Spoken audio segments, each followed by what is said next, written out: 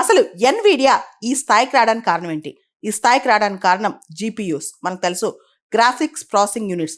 ఎప్పుడైతే artificial intelligence boom అవుతుందో ఆటోమేటిక్గా జీపీయూస్ యొక్క ఇంపార్టెన్స్ కూడా బాగా పెరిగిందనమాట.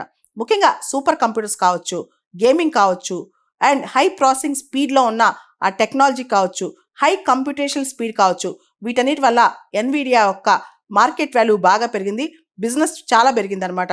ముఖ్యంగా గేమింగ్కి ఇలాంటి హై ప్రాసెసింగ్ యూనిట్స్ చాలా అవసరం. ఆర్టిఫిషియల్ ఇంటెలిజెన్స్ కూడా హయ్యర్ కంప్యూటేషనల్ స్పీడ్ అనేది చాలా తక్కువ టైంలో చాలా ఫాస్ట్ కంప్యూటేషనల్ స్పీడ్ చాలా అవసరం అనమాట. ఎన్విడియా అనేది బేసికల్గా ఒక చిప్ ఇంజనీరింగ్ కంపెనీ అని చెప్పొచ్చు. మనం చూస్తే కనుక సూపర్ కంప్యూటర్స్కి జీపీయూస్ చాలా అవసరం. ఓ పక్క గేమింగ్ కావచ్చు, ఎడిటింగ్ కావచ్చు, ఏఐ కావచ్చు, ఇలా చాలా వాటికి ఈ ఎన్విడియా కంపెనీ తయారు చేసే చిప్స్ అనేవి చాలా ఉపయోగపడతాయి అన్నమాట. ప్రపంచవ్యాప్తంగా ఎన్విడియా చిప్స్కి చాలా డిమాండ్ ఉంది. అయితే లాస్ట్ ఇయర్ మాత్రం ఎప్పుడైతే చైనా డీప్ సీక్ ఈ జనరేటివ్ ఏఐ తయారు చేసిందో అప్పుడు ఎన్విడియా చిప్స్ డిమాండ్ తగ్గినా ఇప్పటికి కూడా డిమాండ్ చాలా ఎక్కువ.